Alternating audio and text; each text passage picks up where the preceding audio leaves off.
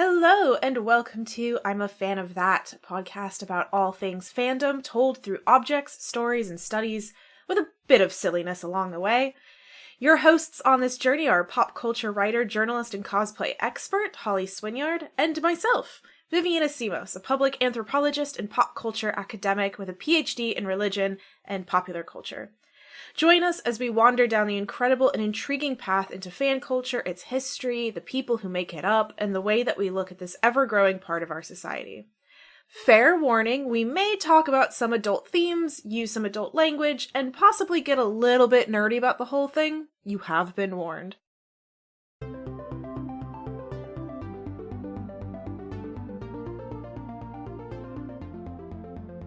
Hello and welcome to I'm a Fan of That! Whoop, whoop, whoop, whoop! We have a strange energy going on here, and I think it is purely the heat at this point. Oh god, yes.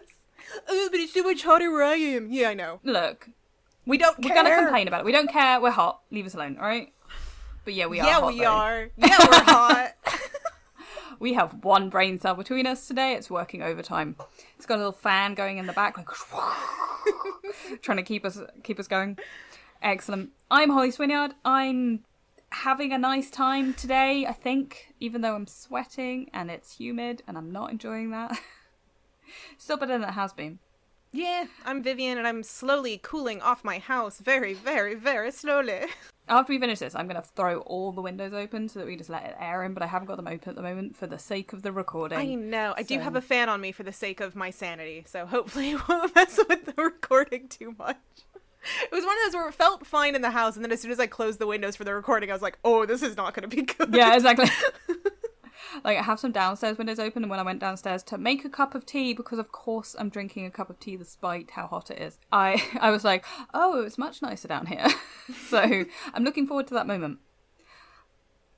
Anyway, we thought we'd do a little fun tropes topic today, because, you know, fandom and pop culture is nothing if not tropes. There's a whole website dedicated to it, and it's actually quite useful. And I think a lot of people think of tropes and they think negatively, and that doesn't necessarily have to be the case. A trope is just a trope because it's interesting and good and fun, the same way as, like, you know, it's nice to be able to go, I like enemies to lovers and romance, I'm gonna find that. You know, if you know what you like, you know what you like.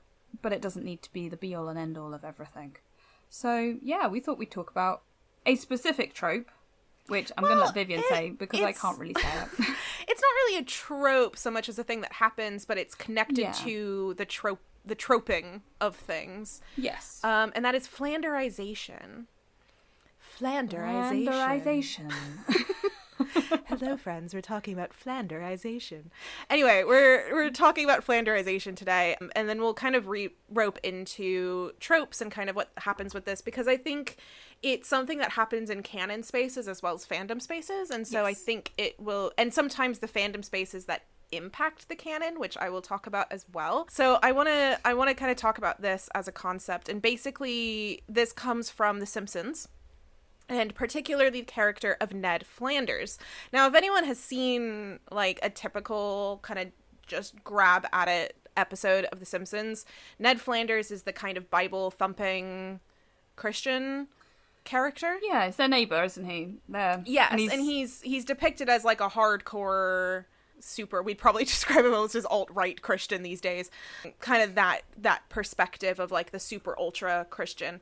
But the thing is that if you watch the really early episodes of The Simpsons, him being a Christian isn't part of it at all. It's quite interesting. In fact, there's an early episode that involves a church, and nowhere is Ned Flanders even in that church. So he was not always this Bible-thumping Christian character. He was good-hearted, he was very kind, but that was kind of that was his character. He was much more well-rounded, he was very detailed in this, but as the show went on, his character became more and more, I'll use the word degraded, into basically only being one idea, and that was Bible-thumping Christian. You know, the nice good-hearted neighbor became, well, he's probably a good, nice, good-hearted neighbor for a reason. That's probably he's a bit Christian.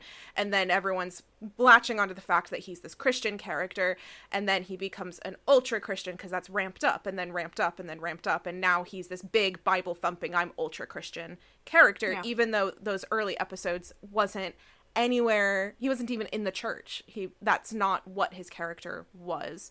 So this is something that happens a lot in television, particularly because you get these really long running series like The Simpsons, where it's more possible to have characters that become over time kind of funneled into one particular aspect.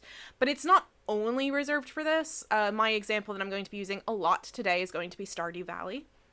Yep. Has a lot of instances of flanderization in their characters, which is both from fandom spaces feeding into the creator as well as the creator making those choices. So it's not just one or the other. But yeah, so this is, and I think that when you talk about tropes, flanderization tends to happen quite a lot because it needs to fit these kind of ideas of the tropes. I find this happens a lot with Pride and Prejudice. When people talk about Pride and Prejudice, and particularly Mr. Darcy, they have this very, like, stereotypical image of what that's supposed to be, and the dynamic between the two characters is almost like I was going to say enemies to lovers, but it's the way that people talk about enemies to lovers, not actual enemies to lovers, you know, of, like, rivals to lovers, of, oh, they don't hate each other, but they're missing really huge dynamics of Darcy's character, that he made the decisions he made for very specific understandable reasons that I think sometimes gets lost when people just look at a trope. And so I think that's why flanderization is going to be a really good lens to be looking at a couple of different tropes through, because I think it's hard to talk about tropes without talking about how things get kind of distilled into one aspect. My brain instantly went to Supernatural with this. Oh, okay. The TV show Supernatural. I think the whole show, not just one character or anything like that, but the whole show kind of flanderizes. Past series 5, it becomes more and more like a extreme version of itself, particularly after like what I would consider to be the main plot of series 1 to 5 ends, and they just continued making it for some reason. Money is the reason they continued making it. But the characters as well become like these they stop being the people they were at the beginning, and they are just stereotypes of themselves, essentially, by the end. I'm sure the Supernatural fandom will argue with me, but that was my perspective of it and why I stopped watching it. I stopped watching at series 10, so I tried. And I did not get to the end. But the other thing, I think we come back to this a lot, is classic books, like Pride and Prejudice is a great example, but Dracula, Frankenstein, the versions in pop culture of those stories, but also the characters of, say, Frankenstein's monster, Adam, the version of him in popular culture is not the version of him in the book. You know, he's been rubbed down. Oh no, that sounds wrong. Nope, now I can do nothing else but think of terrible, terrible ways to describe this. I wouldn't suggest adding in the hands. I know that our listeners can't see you doing that, but it didn't help. I will go ahead and say that.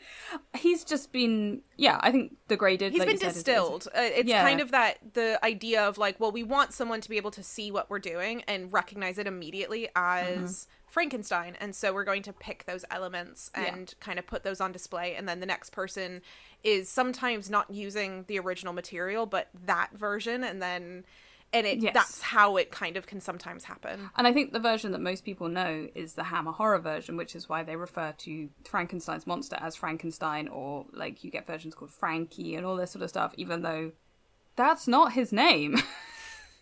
His name is Adam. And it's quite interesting. I think this happens to a lot of things that either are these classic pieces of literature that have made their way into popular culture in various different forms. So they become more and more degraded versions of themselves. The same way as when you save an image over and over again, like you sent, how many times does an image get sent before it's just pixels? You know, it feels kind of the same. Or then TV shows or characters where I think, the Ned Flanders example of when do they stop being what they were originally and just become something else completely. And this happens a lot in fan spaces because people really like taking a character and fitting them to a box. Yeah. Being like, this character is this, and this character is this. Like, I don't know how many people, like, particularly in shipping spaces, the idea of, like, the red and the blue, or sun and moon characters and stuff like this, and like that's how they fit together, and then they become those tropes of that, and you lose all the nuance of the characters around it because they fit into the trope box. So like people will talk about Korra and Asami as being blue and red, and like trying to think Ruby and Sapphire obviously from Steven Universe, all this sort of stuff. You have these things of like I think Voltron also has it, like Keith and I don't know what the other characters are called. There's a blue one and a red one. And there's lots of these that you can pick up throughout pop culture that they'll be like, okay, so the blue one is like happy-go-lucky and fun and calm and all that kind of stuff. And the red one's angry and like, and you're like, are they though? Like that doesn't really fit actually at all. You're just placing a narrative on these characters that's a very shallow thing. And so fans, it happens in both sides. I think it happens in canon, particularly things that are long running, and it happens in fanon when people want to just be able to go, I like this thing, I'm going to make these characters this thing, rather than necessarily exploring those characters for who they actually are, or the narrative for what it actually is. It's quite an interesting phenomenon, I guess. And I suppose it's down to humans going, I like box, put things in box. A little bit. You know? I think it's also part of replication. So I remember talking about this on a stage at MCM London when I was talking about cosplay, but identity kits. This is from Irving Goffman. Yes, I can remember things. Well done. So Goffman has this idea of identity kits. So this is where you can look at a particular person and there's things, aspects of them that kind of recognizably become them. So if someone were to, say, for example, cosplay me, there would be certain facets that they would probably be wearing that are important to my identity structure. You know, for example, I am always wearing a wedding ring. I tend to wear an asexual ring. And those are also aspects of my identity that I wear. And so if people were to, I don't know, cosplay that, they might wear certain lipstick colors, they might wear a plaid shirt because for some reason I am embodying my lesbian era at the moment. And when they would wear the rings, and then someone would look at that and go, okay, I think that's Vivian, she's wearing glasses and have these things, right? And you could then change other aspects of it in order to fit what, you know, your body and what your needs are and what you have. But as long as you have glasses, rings, and plaid shirt, you go, oh, that's Vivian, right? Yeah. This is a really bad example because I'm not exactly a super recognizable figure, but it's just, it's an example, right? Yes, I understand. And so I think that when it comes to writing, it's very similar. You have these kinds of flags of those are the things that flag that character. And it makes it easy to then, say, write a fandom or do fan art or, you know, do your own fan creation when you have those little things that you can go, okay, well, that flags as this person. So even though I'm going to make the werewolf version of Dean, I can make the werewolf version of Dean recognizable as Dean because I have these identity kits. And also then plaid. Also plaid, me and Dean. But we basically, it means that then what happens is over time, that identity kit isn't necessarily just, you know, an idea of recognizability, but it becomes the only identity as part of the Flanderization. So that's kind of how it starts to distill. But I see where it comes from is kind of this easy replication, easy recognition, and ways that fandoms and other people can very easily clock, that is that character, I get that character, I can understand where that's coming from and its representation, and be able to replicate that even in new, weird, interesting spaces. Yes. I think the most interesting thing of this is things like Undertale, which has been replicated into so many weird and wonderful spaces, and how they flag the characters as still the same characters despite the like the fact that they are in an AU of an AU of an AU at this point, because people have come in and they've never even played the original game. They've just engaged with like an animation of it and things like that. And so you end up with these really weird and wonderful versions of the characters that may not be anything like the original versions, apart from like one or two very specific elements of them, which is, I think, really interesting to see, particularly.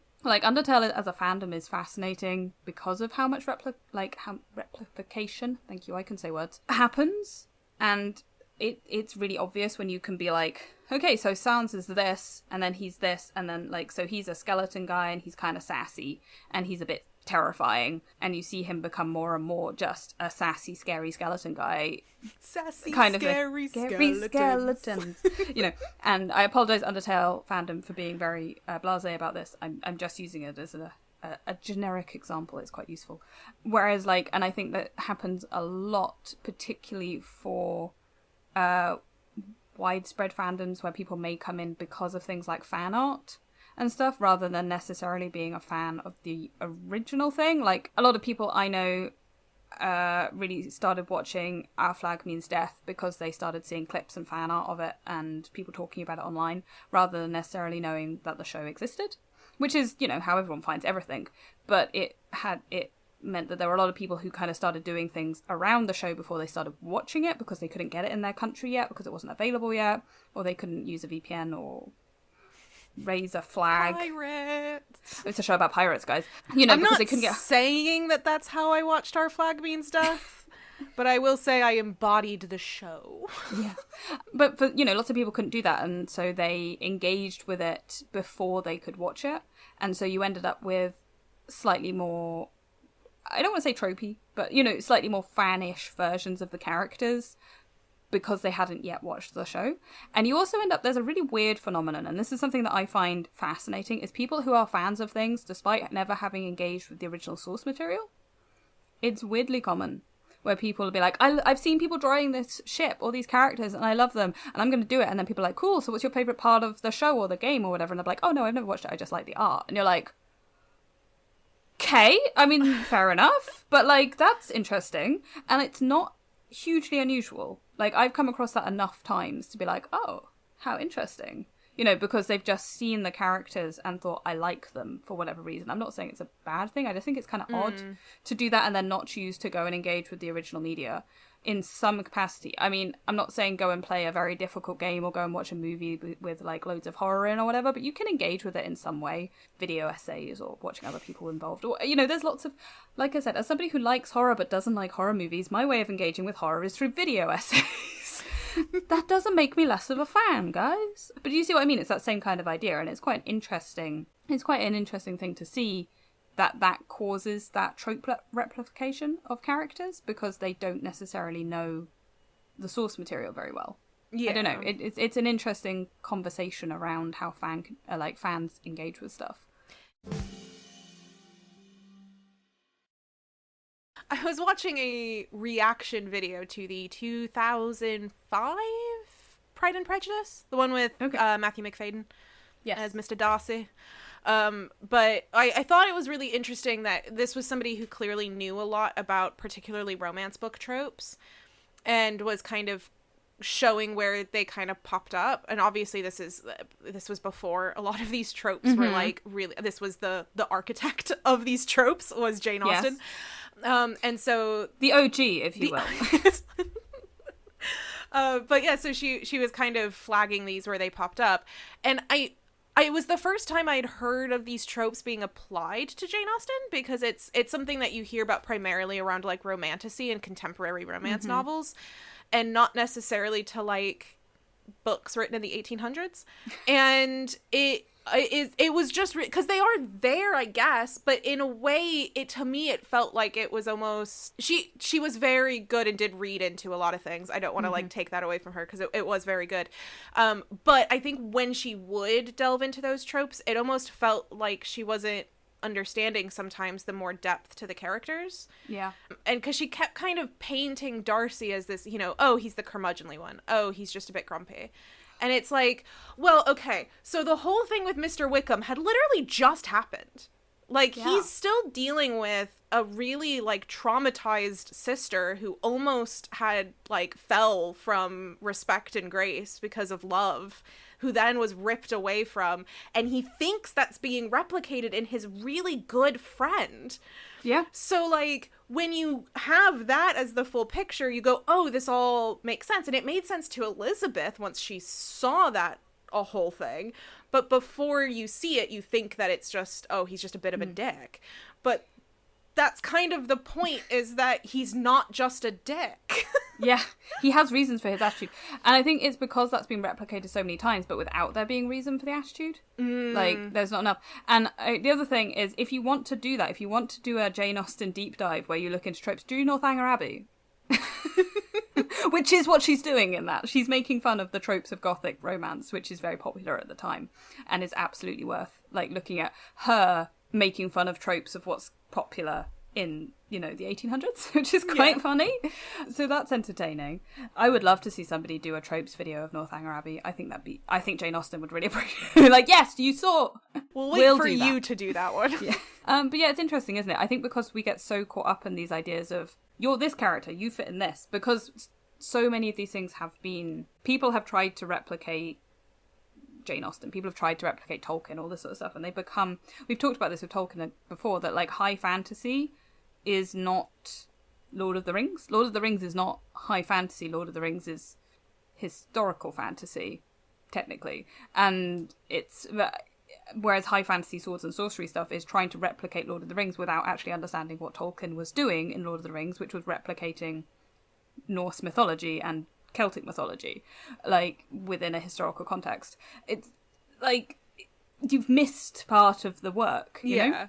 Well, I think because we talked a bit about tropes in the genre episode, and I think in that one we discussed how they were kind of important to a genre, and I don't want to make it sound like we think that tropes are terrible. Oh no, because I think they are definitely useful, but I think sometimes where there can be a misstep is when people think a trope is all there is to a genre, or all there is. And I think we talked about it in that one as well, of like, it is more than this. And while you can have the trope of the curmudgeonly but dashing hot rich guy, like, sure, that's a lovely trope to have that she kind of has painted for us. But to only see it as that and nothing else is kind of doing a disservice to what the trope can do, which is to give better dynamics and views on something that you are used to encountering in life.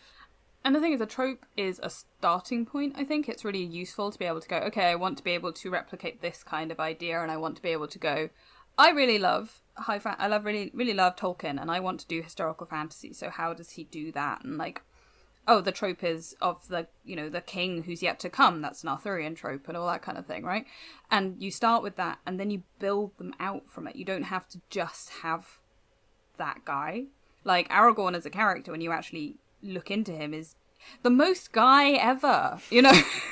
He's like, I live in the wilderness, and I know Elvish, and I was raised by elves because my father died, and I'm the king who's yet to come, but I really don't want to be in, like, I'm scared of my bloodline and all that. He's got so much going on with him beyond just, I'm Arthur. It's really interesting when you actually analyze what he is and everything he represents within the story. But if you look at some, I guess, of the high fantasy stuff that also use that trope, they lose a lot of that. The same as, like, with Darcy, right? They kind of have this thing of, oh, he's the king who yet to come, and he doesn't want his, he doesn't want it, oh wait, no, I'll have it, but they ignore the background. Yeah, it's like a kind of false humility rather than exactly fear. Like, Aragorn's legitimately terrified of it because with good reason, but it's what makes him a good king, it's what works for him, whereas like the false humility is like, that doesn't quite work. Can you tell I love Aragorn? I love Aragorn. I like book Aragorn and I like movie Aragorn. They're separate, but I love them both. Aragorn's our king of positive masculinity. But yeah, it's interesting when you do kind of look at these things that people go, oh, that's a trope, that's this, and these things do happen. I think it's very easy to boil characters down to that core thing. I have a little story about this, which I find quite funny. Is so when I was at university, I was in my TV script writing class, and we were vaguely talking about, like, how would we create ourselves as characters and stuff like this. And over several weeks, my tutor had obviously got to know me. I started talking about how one of the things that I do, like, particularly if I need to chill the F out, is I bake or I sew. I'd obviously gained a reputation for being, like, a queer, angry feminist at this point. It was kind of clear in what I was writing and stuff like that. And also as a teenage, like, I was 19 or so. So, we're still very, like, activism, yeah. And I was going to, like, lots of stuff on campus and stuff like that.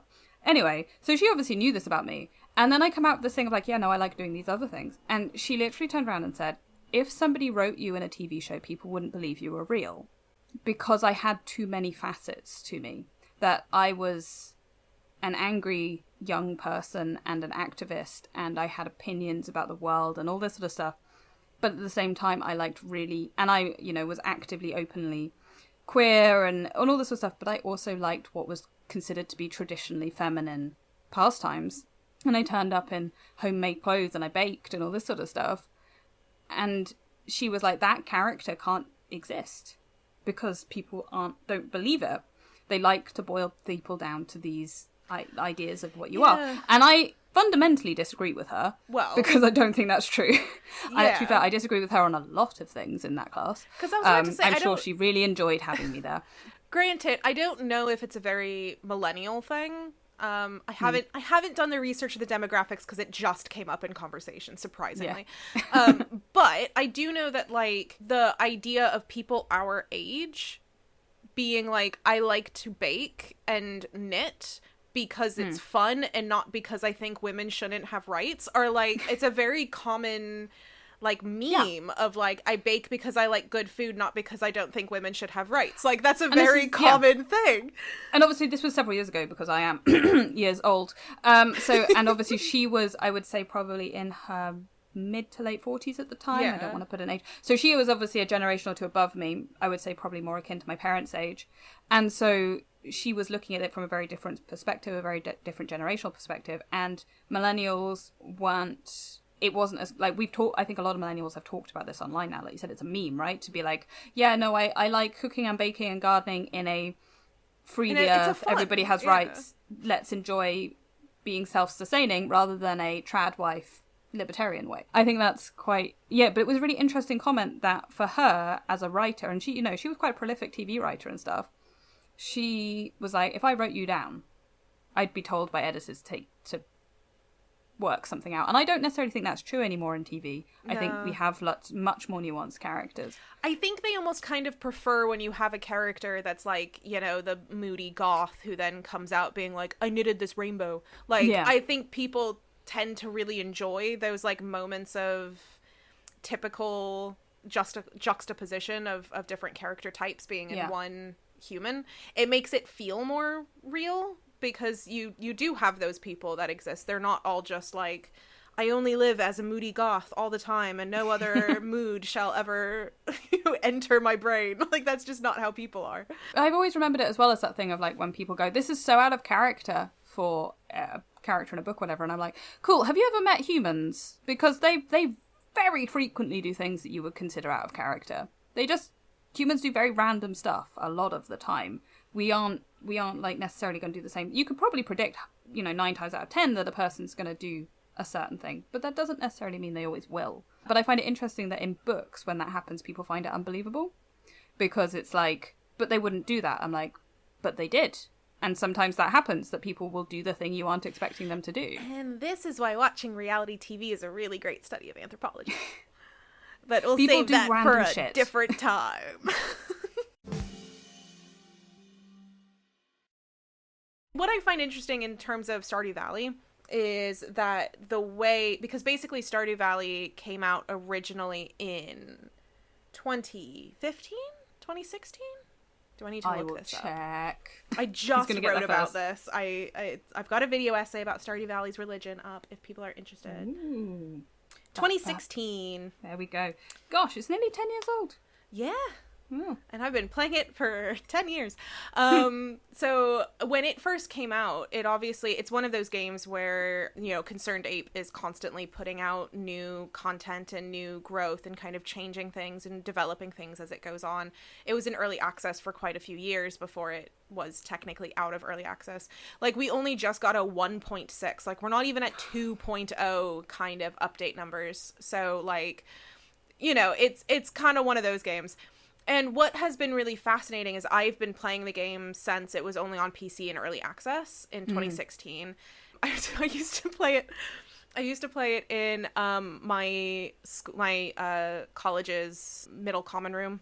Aww. So for people who don't know, I went to one of those bougie schools that had like houses, like either Cambridge or Hogwarts, whichever one you want to equate it to. That's not that uncommon for quite a lot of schools in the UK to have houses, but yes. I think there's a couple of them, but it's not super common, because I think because I was confused and just assumed it was because I was American and didn't know.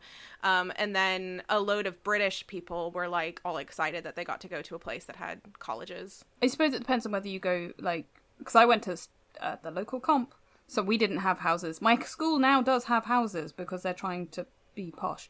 But a lot of the schools around me, the grammar schools and the private schools, did have houses. So it probably depends on what school you went to. And like now it's becoming more and more common just because of, like I said, a lot of schools are trying to kind of replicate that sort of feeling, I guess. But, yeah, it's kind of a thing that used to be only posh schools, and now it's like a more thing. Anyway, my mum's school, so I was in one of those, for example, and so that we had like a separate little room for the bit. There's a section of the student population for postgrads that we get our own little room to hang out in and stuff like that. And I used to sit there with a gaming laptop, and I would play Stardew Valley instead of working on my PhD. That's what I do. And people would come in and be like, "What are you doing?" So much.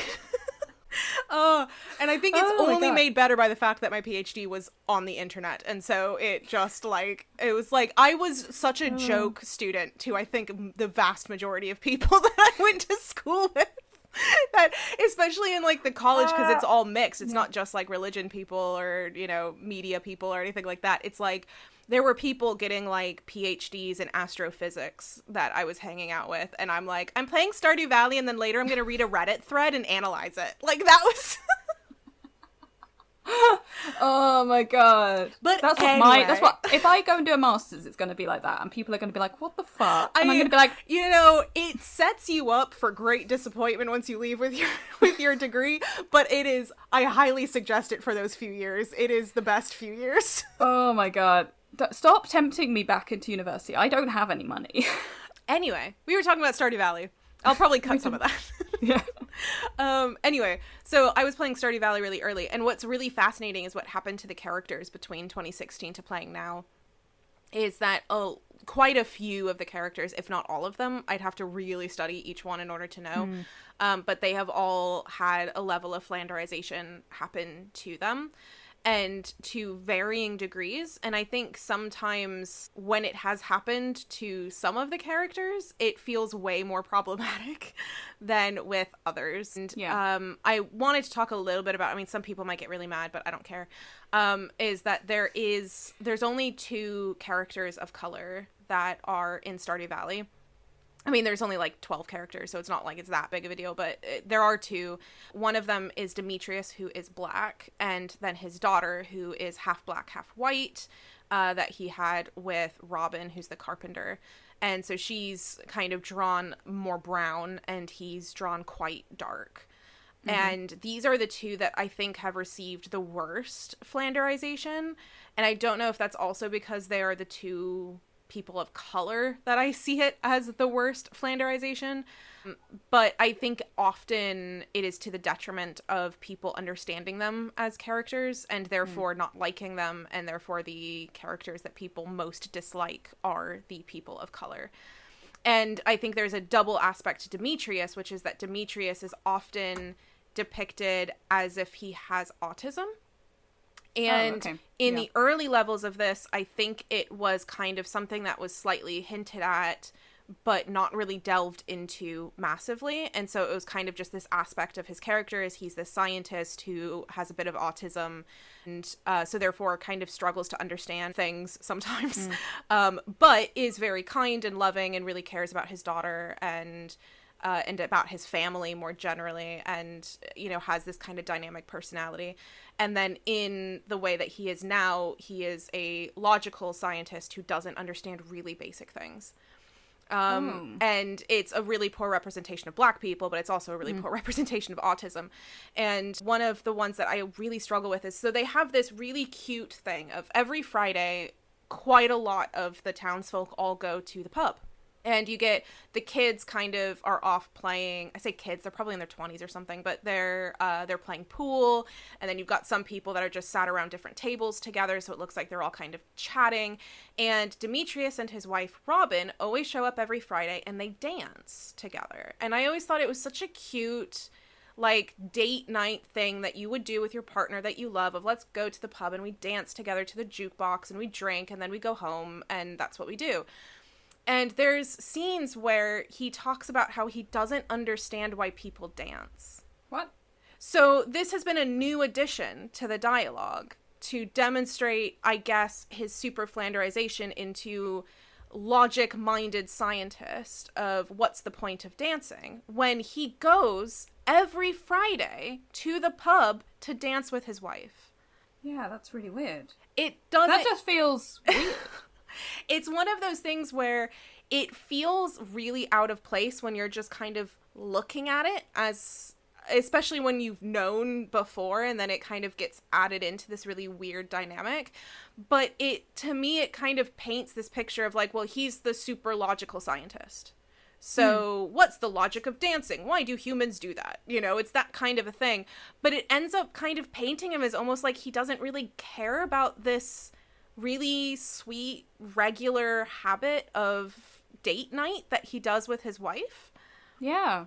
And it's like, well, if that's how you feel, then why do you go to the pub every Friday and dance? Is it just to make her happy? Are you not happy doing that? Or like, it paints that whole dynamic of their relationship suddenly with like a very questionable brush of like, so do you not like going to the pub and dancing with your wife? Is this just something you do only to make her happy and you don't really care about it? It just paints everything a bit funky. Yeah, that's really weird.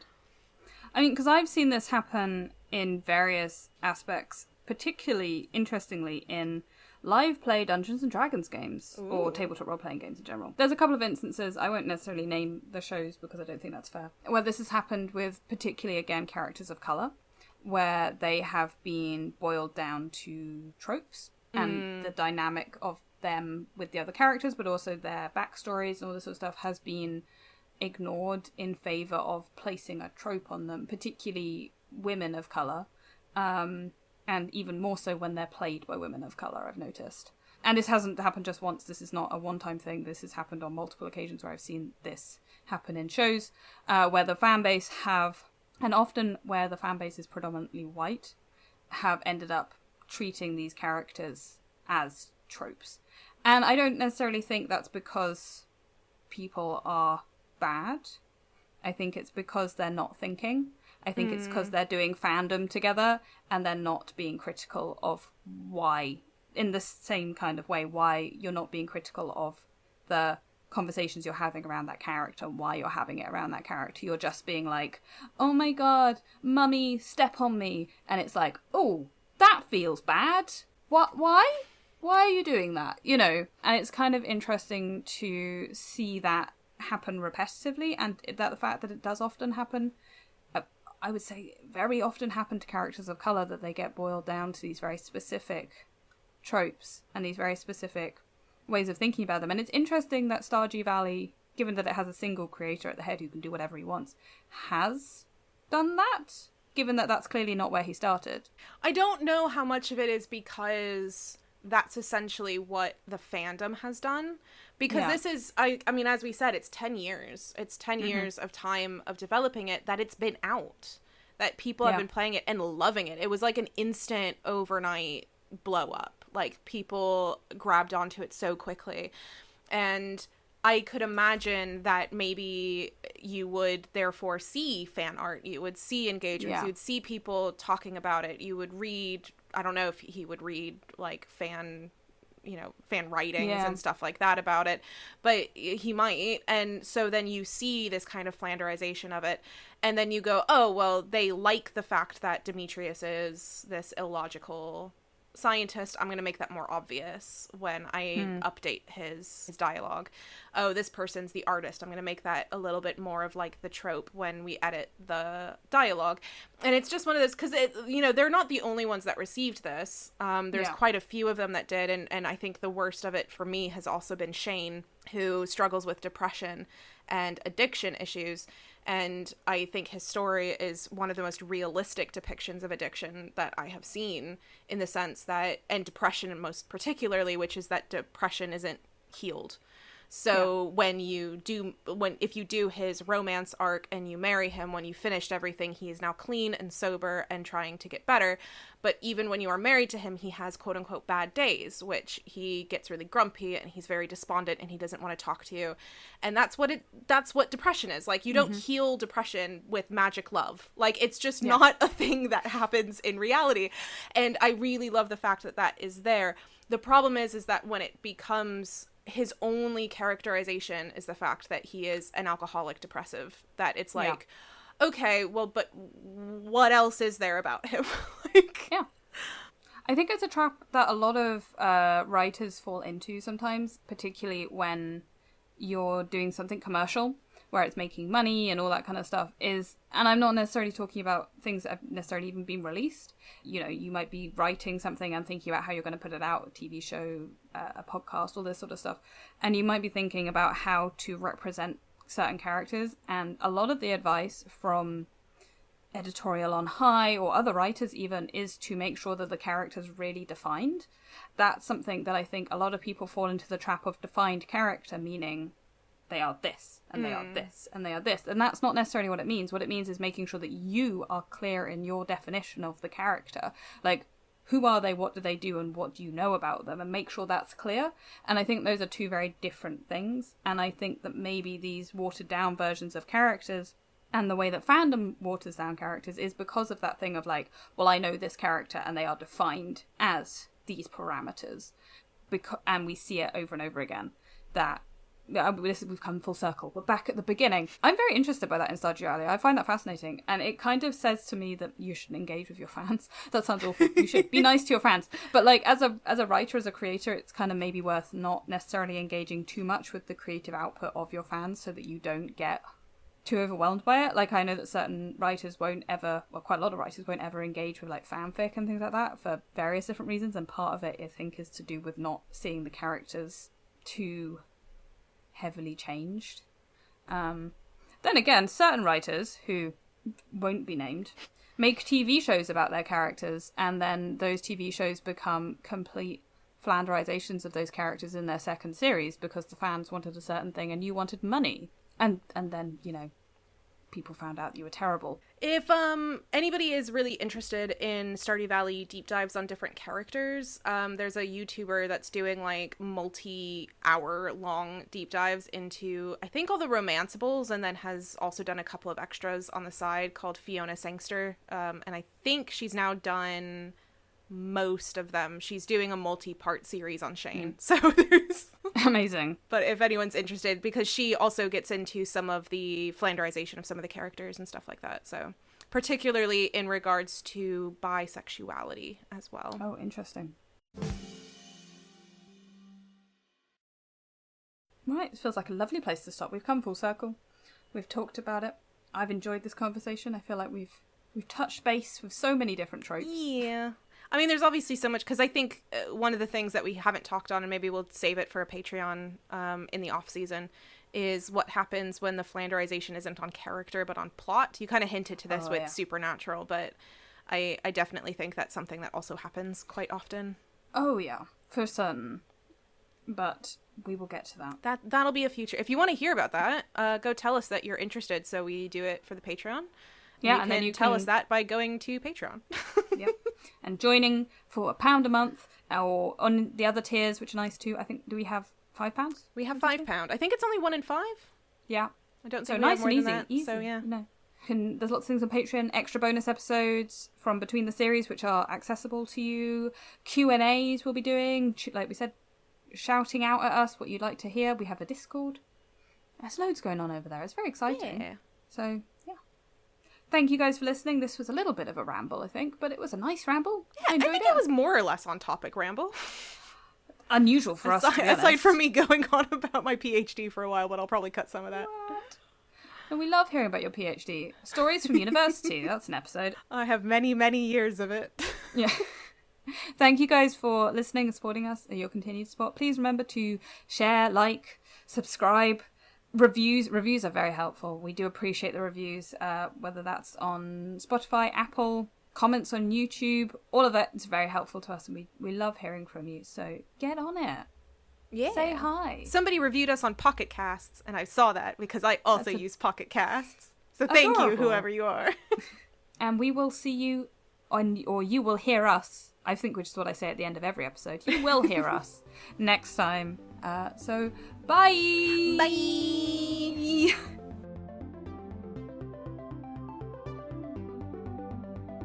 Thank you for listening. Remember to like, review, and subscribe wherever you are listening to this podcast, and do give it a share. Tell your friends, family, fellow fans. Get the word out however you feel like you can. You can follow us on social media. Links are in the show notes, as well as some links to further reading for anyone who might be interested. Music for this episode was Nowhere Land by Kevin MacLeod, licensed under Creative Commons by Attribution 3.0. This episode was produced by Vivian Asimos and Holly Swinyard.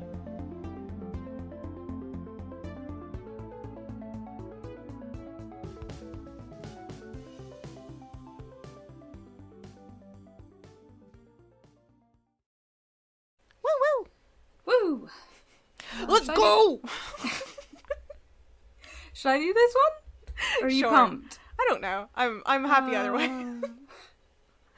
I'm drinking herbal tea and I'm pumped!